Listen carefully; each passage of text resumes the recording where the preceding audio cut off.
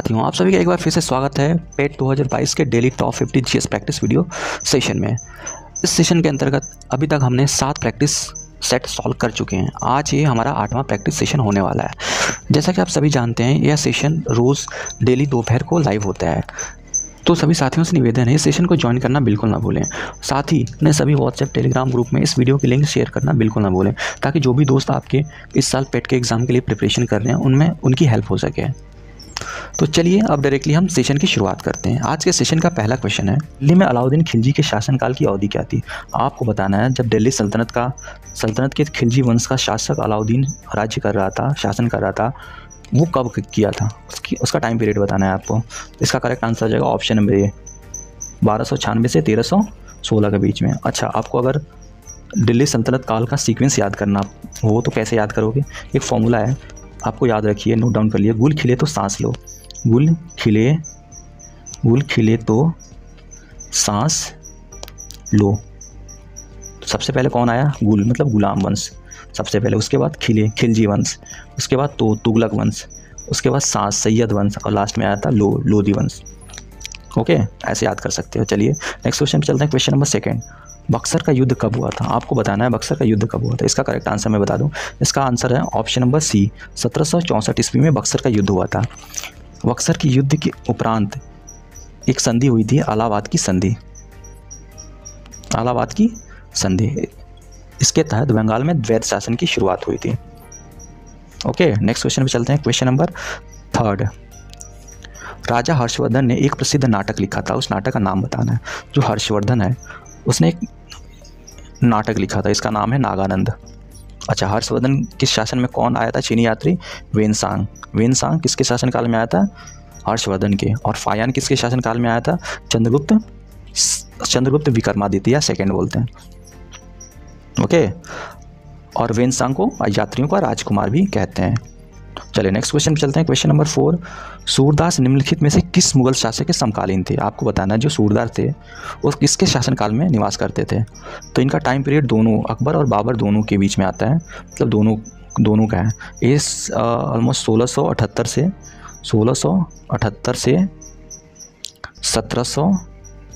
1580 के बीच में हुए थे। लेकिन अगर ऑप्शन में दोनों आए तो इसका करेक्ट आंसर अकबर होगा। बुक में यही दिया हुआ। ओके, चलिए नेक्स्ट क्वेश्चन में चलते हैं। क्वेश्चन नंबर 5, सिविल सेवा किसके शासनकाल में प्रारंभ हुई थी। भारत में सिविल सेवा के जनक किसको मानते हैं। ये है लॉर्ड कॉर्नवालिस, ये चीज़ याद रखिएगा। इसका आंसर हो जाएगा option C. Next question number 6, इसका आंसर कॉमेंट कीजिए। क्वेश्चन है, 1857 ईस्वी के सिपाही विद्रोह के दौरान मुगल शासक बहादुर शाह जफर को किसके द्वारा गिरफ्तार किया गया था। आपको बताना है। तो ये हुआ था किसने किया था, कैप्टन हडसन ने बहादुर शाह जफर को गिरफ्तार करके रंगून भेज दिया। रंगून जो कि इस टाइम म्यांमार में पड़ता है। रंगून में इनकी डेथ हो गई थी एंड तक। नेक्स्ट क्वेश्चन नंबर 7, पत्नी पति की बदुआ दासी नहीं है, वह पति की तरह अपना रास्ता चुनने के लिए स्वतंत्र है। यह किसने कहा था, यह वाक्य किसका है। कमेंट में इसका आंसर बताइए आप। इसका आंसर हो जाएगा option B, Mahatma Gandhi. Okay, next question पे चलते हैं। क्वेश्चन नंबर 8, देसी रियासतों में लोगों के संगठनों द्वारा चलाए गए राष्ट्रीय आंदोलन को क्या कहते थे। इसका आंसर आप कॉमेंट कीजिए। जो प्रिंसली स्टेट्स हुआ करते थे वहाँ पे भी राष्ट्रीय आंदोलन चलते थे, उनको लोग क्या कहते थे वहाँ के लोग। तो इसका नाम दिया गया था प्रजामंडल आंदोलन। ऑप्शन डी इसका करेक्ट हो जाएगा। नेक्स्ट क्वेश्चन, सविनय अवज्ञा आंदोलन वर्ष 1930 में शुरू हुआ था। सबसे पहले ये जानिए 1930 में सविनय अवज्ञा आंदोलन शुरू हुआ था। ये शुरू कब हुआ था, ये शुरू हुआ था जब गांधी जी ने दांडी मार्च करके नमक कानून तोड़ा था, उसी दिन से। तो इसका करेक्ट आंसर हो जाएगा क्वेश्चन नंबर 9 का option C. Okay, next question पे चलते हैं। क्वेश्चन नंबर 10, सन 1928 में स्थापित हिंदुस्तान सोशलिस्ट रिपब्लिकन आर्मी के नेता कौन थे। तो आपको बताना है इसका आंसर, करेक्ट आंसर। तो कमेंट सेक्शन में जल्दी बताइए इसका करेक्ट आंसर। क्वेश्चन नंबर 10 का आंसर क्या हो जाएगा, ऑप्शन, इसका आंसर हो जाएगा option number C, Chandrashekhar Azad. इसके अलावा भगत बिपिन चंद्र पाल इत्यादि लोग थे। ओके, नेक्स्ट क्वेश्चन पे चलते हैं। क्वेश्चन नंबर 11, पृथ्वी के धरातल से वायुमंडल की निम्नलिखित संरचनाओं को व्यवस्थित कीजिए। तो ये सीक्वेंस होता है, कैसे याद कर, सबसे नीचे होता है क्षोभमंडल, 17 किलोमीटर के आसपास तक। 17 किलोमीटर तक क्या होता है, क्षोभमंडल। उसके बाद आता है समताप मंडल। समताप मंडल में ओजोन परत पाई जाती है, ये चीज़ भी आप याद रखिए, समताप मंडल। उसके बाद आता है मध्यमंडल और उसके सबसे ऊपर आता है तापमंडल या फिर बहिर्मंडल। तो इसका सीक्वेंस कौन सा इसका करेक्ट हो जाएगा, पहले ऑप्शन बी देखिए। ऑप्शन बी में क्षोभमंडल, समताप मंडल, मध्यमंडल, तापमंडल। समताप मंडल में जितने भी ओजोन परत, समताप मंडल में ओजोन परत पाई जाती है, ये इंपॉर्टेंट है यहाँ पे। ओके, नेक्स्ट क्वेश्चन पे चलते हैं। क्वेश्चन नंबर 12, रानी झांसी समुद्री राष्ट्रीय उद्यान ये कहाँ पे है? रानी झांसी मराइन नेशनल पार्क कहाँ पे है? तो इसका करेक्ट आंसर आपको बताना है कमेंट सेक्शन में, फटाफट इसका आंसर बताइए। रानी झांसी समुद्री राष्ट्रीय उद्यान कहाँ पे है? तो इसका करेक्ट आंसर हो जाएगा ऑप्शन सी, अंडमान निकोबार द्वीप में। ओके, चलिए नेक्स्ट क्वेश्चन पे चलते हैं। क्वेश्चन नंबर 13, किस प्रकार की मिट्टी की जल धारण करने की क्षमता सर्वाधिक होती है? आपको बताना है कि जो 4 ऑप्शन है उसमें से कौन सी मिट्टी सबसे ज़्यादा जल ज़्यादा टाइम तक स्टोर कर सकती है। तो इसका करेक्ट आंसर आपको कमेंट सेक्शन में टाइप करना है, बताइए। तो इसका आंसर हो जाएगा ऑप्शन सी, दोमट मिट्टी, जो कि सबसे ज़्यादा उपजाऊ मानी जाती है। ओके, चलिए नेक्स्ट क्वेश्चन पे चलते हैं। क्वेश्चन नंबर 14, निम्नलिखित में से कौन सी नदी पश्चिम दिशा में बहती है? आपके ऑप्शन से कावेरी, महानदी, कृष्णा और नर्मदा। इसमें से करेक्ट आंसर क्या हो जाएगा? ए, नर्मदा और ताप्ती 2 नदियां हैं जो पूरब से पश्चिम में बंगाल की खाड़ी में गिरने के बजाय कहाँ, अरब सागर में गिरती हैं। बाकी कावेरी, महानदी और कृष्णा ये तीनों बंगाल की खाड़ी जो कि पूर्व में स्थित है में अपने आप को विलीन कर देती है। ओके, नेक्स्ट क्वेश्चन पे चलते हैं। क्वेश्चन नंबर 15, किस देशांतर से भारतीय मानक समय की गणना की जाती है? तो सबसे पहले तो जानिए कि देशांतर रेखा और अक्षांश रेखा। जैसे मान लीजिए पृथ्वी है, ग्लोब है, ग्लोब पे जो लाइंस होती हैं जो पोल्स टू पोल्स मिलाती हैं अपने आप, इनको बोलते हैं हम देशांतर रेखा, या फिर इंग्लिश में बोलते हैं लॉन्जिट्यूड्स। और जो इक्वेटर होता है उसके पैरेलल लाइंस भी होती हैं इसको कट करते हुए, लेटी हुई, इनको बोलते हैं लैटिट्यूड या फिर अक्षांश रेखा। लेटी हुई इसका मतलब लैटिट्यूड, और लंबी लंबी जो हैं ये, इनको लॉन्जिट्यूड, देशांतर रेखा पोल्स से पोल्स को मिलाती है, और अक्षांश रेखा इक्वेटर के पैरेलल जाती हैं। ये चीज़ आप ध्यान रखिए। और इंडिया कहाँ पे? यहाँ पे ऑलमोस्ट बीच में है ग्रीनविच लाइन 0 डिग्री पे जो पाई जाती है देशांतर, प्लस ये राइट साइड ग्रीनविच से जैसे राइट में हम मुड़ते हैं वो ईस्टर्न पार्ट है और लेफ़्ट साइड में वेस्टर्न पार्ट है। तो इंडिया है पूर्व देशांतर पे, कहाँ पे? 82.82 डिग्री 30 मिनट पूर्व देशांतर। इसका करेक्ट आंसर हो जाएगा, क्वेश्चन नंबर 15 का करेक्ट आंसर हो जाएगा ऑप्शन ए, 82 डिग्री और 30 मिनट पूर्वी देशांतर। ओके, चलिए नेक्स्ट क्वेश्चन पे चलते हैं। क्वेश्चन नंबर 16, फीकी का फुल फॉर्म बताना है आपको। फीकी का कमेंट सेक्शन में इसका आंसर जल्दी से जल्दी टाइप करें, फटाफट टाइप करिए, FICCI, फीकी। तो इसका आंसर हो जाएगा option B, Federation of International Chamber of Commerce and Industry. FICCI की स्थापना कब हुई थी? फीकी की स्थापना हुई थी सन 1927 में। ये रिकमेंड किसने किया था? महात्मा गांधी ने रिकमेंड किया था। इसकी स्थापना किसने की थी? घनश्याम दास बिड़ला एवं पुरुषोत्तम दास ठक्कर। ओके, चलिए नेक्स्ट क्वेश्चन पे चलते हैं। क्वेश्चन नंबर 17, सीमांत उपयोगिता वक्र हमेशा, आपके ऑप्शन हैं, आपके ऑप्शन करेक्ट ऑप्शन बताना है इसमें से। क्वेश्चन नंबर 17 का करेक्ट ऑप्शन क्या हो जाएगा? ऑप्शन डी, सामान्य परिस्थितियों में गिरता हुआ होता है। ये चीज़ याद रखिए आप। नेक्स्ट क्वेश्चन नंबर 18, भारत में सार्वजनिक क्षेत्र के लिए कौन सी 2 श्रेणियाँ आरक्षित हैं? 2 श्रेणियाँ कौन सी हैं जो रिजर्व्ड है? एटॉमिक, पहला तो पॉइंट हो एटॉमिक ऊर्जा है, ये तो पब्लिक सेक्टर यूनिट है पूरा, और खनन इसको, और रेलवे ऑलमोस्ट। फिलहाल अभी तो प्राइवेटाइजेशन हो रहा है, लेकिन इसको मान सकते हैं क्योंकि ऑप्शन में ओनली 3 नहीं दिया है, इसमें 3 और 1 किस में है? Option D. तो इसका करेक्ट आंसर हम इसको मानेंगे, option D. Okay, next question चलते हैं। Question number 19, district rural development संस्था किस वर्ष स्थापित की गई थी? आपको कमेंट सेक्शन में इसका करेक्ट आंसर बताना है। क्वेश्चन नंबर 19 का आंसर टाइप कीजिए फटाफट।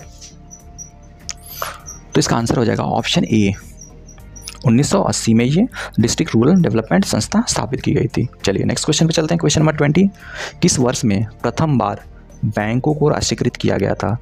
मतलब बैंकों का नेशनलाइजेशन कब हुआ था सबसे पहले? तो इसका आंसर होगा 1969 में। 1969 में 14 बैंकों का राष्ट्रीयकरण हुआ था। इसके पश्चात इसके पश्चात 1980 में नेक्स्ट अगले 6 बैंकों का राष्ट्रीयकरण हुआ। तो टोटल बैंक कितने हो गए? 14 + 6 = 20 हो गए थे इस टाइम। ओके, चलिए नेक्स्ट क्वेश्चन पे चलते हैं। क्वेश्चन नंबर 21, संप्रभु राज्य शब्द के संदर्भ में लिखित पर विचार कीजिए। तो संप्रभु राज्य किसको बोलते हैं? संप्रभु राज्य मतलब अपने आप में जो स्वतंत्र हो, अपने निर्णय लेने की डिपेंड ना हो। ओके, तो देखेंगे इसमें ऑप्शन क्या है। ऑप्शन क्या बोल रहा है? एक देश किसी अन्य देश की प्रभुता के साथ या उसके बिना संप्रभु हो सकता है, ऐसा कुछ नहीं है।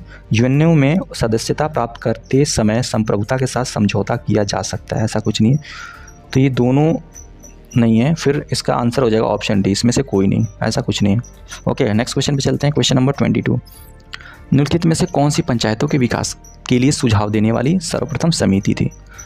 जो पंचायती राज व्यवस्था का जो सुझाव दिया था, जो वर्तमान में चलती है पंचायती राज व्यवस्था, ये किसके सिफारिश पे?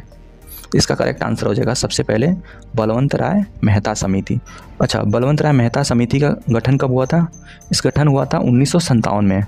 1957 में इसका गठन हुआ। 1958 में इसकी सिफारिशें मानी गई। इसके तहत 2 अक्टूबर 1959 में राजस्थान के नागौर जिले में सबसे पहले पंचायती राज व्यवस्था की शुरुआत हुई थी।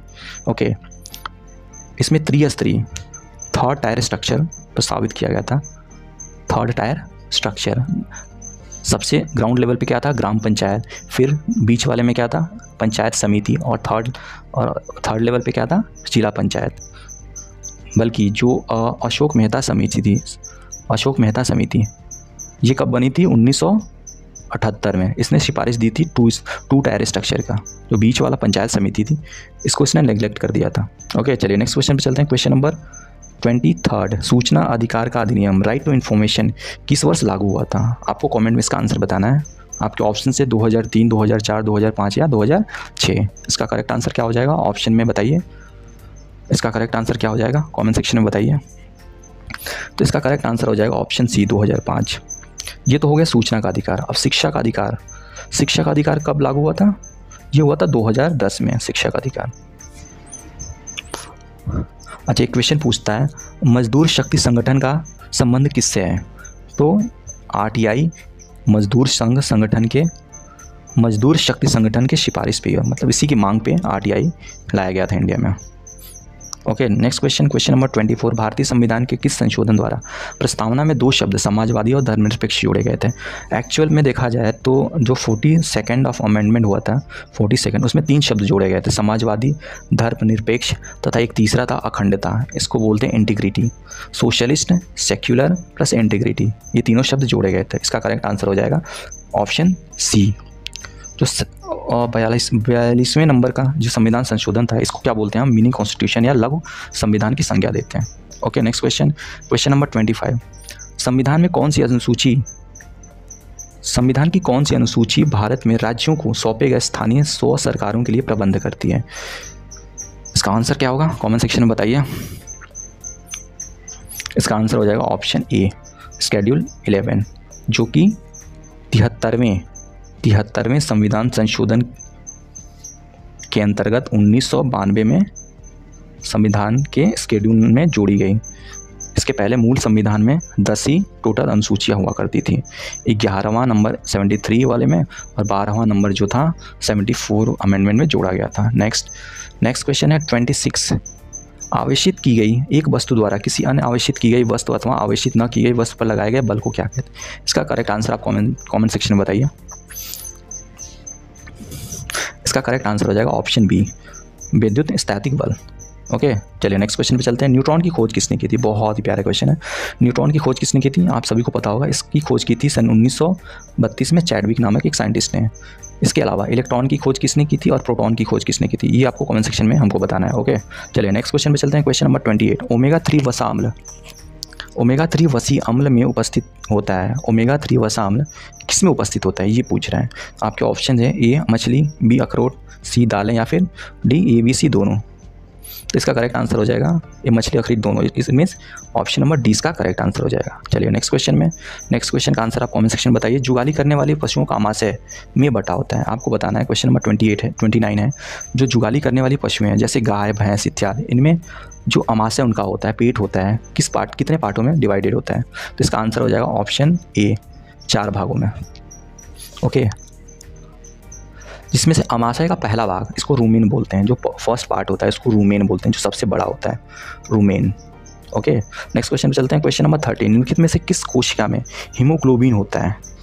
बहुत ही प्यारा क्वेश्चन है, इसका आंसर आप कमेंट सेक्शन में बताइए। किस कोशिका में हीमोग्लोबिन होता है? हीमोग्लोबिन मतलब रेड मतलब लाल, आरबीसीज होती हैं, इसमें हीमोग्लोबिन की वजह से ही इनका कलर लाल होता है। ओके, तो इसका आंसर हो जाएगा ऑप्शन बी। क्वेश्चन नंबर 30 का आंसर हो जाएगा ऑप्शन बी। चलिए नेक्स्ट क्वेश्चन पे चलते हैं। क्वेश्चन नंबर 51 जो कि करंट अफेयर के सेगमेंट से क्वेश्चन क्या बोल रहा है? 21 से 26 फरवरी 2022 के मध्य आयोजित मैक्सिको ओपन टेनिस टूर्नामेंट के अंतर्गत पुरुष एकल का खिताब किसने जीता था? आपको बताना है। जो 2022 में मैक्सिको ओपन टेनिस टूर्नामेंट हुआ था, उसमें पुरुष एकल वर्ग में किसने खिताब जीता था? इसका करेक्ट आंसर आपको बताना है। तो इसका करेक्ट आंसर हो जाएगा राफेल नडाल, इसने जीता था। अच्छा, बताना है आपको राफेल नडाल किस देश के लिए खेलते हैं। ओके, चलिए नेक्स्ट क्वेश्चन पे चलते हैं। क्वेश्चन नंबर 52 क्या पूछ रहे हैं? निम्न में से किस राज्य सरकार द्वारा अपने वार्षिक बजट में वाहिनी योजना ये लॉन्च की गई थी? किस सरकार ने? इसका आंसर कमेंट सेक्शन में बताइए। तो इसका आंसर हो जाएगा option number A, Sikkim. Sikkim government ने लॉन्च की थी योजना वाहिनी। ओके, नेक्स्ट क्वेश्चन नंबर 53 क्या बोल रहा है? निम्न में से किस शहर में देश का पहला पूर्ण महिला स्वामित्व वाला FLO औद्योगिक पार्क खोला गया है? चलिए इसका आंसर बताइए जल्दी, फटाफट इसका आंसर बताइए। क्वेश्चन नंबर 53 का आंसर क्या होगा? तो इसका आंसर हो जाएगा option number B, that is Hyderabad. Hyderabad कहाँ की राजधानी है? तेलंगाना की। पहले आंध्रा की भी हुआ करती थी, लेकिन अभी आंध्र प्रदेश की राजधानी क्या हो गई है? अमरावती, जो कि कृष्णा नदी के किनारे बसा हुआ है। चलिए नेक्स्ट क्वेश्चन। अच्छा, हैदराबाद में एक और फेमस मॉन्यूमेंट है चार मीनार। चार मीनार कहाँ पे स्थित है? हैदराबाद में। ओके, हैदराबाद मूसी नदी के किनारे बसा हुआ है। इतने सारे फैक्ट्स आपको याद रखने हैं, कोई भी पूछ सकता है। चलिए नेक्स्ट क्वेश्चन में चलते हैं। Question number 54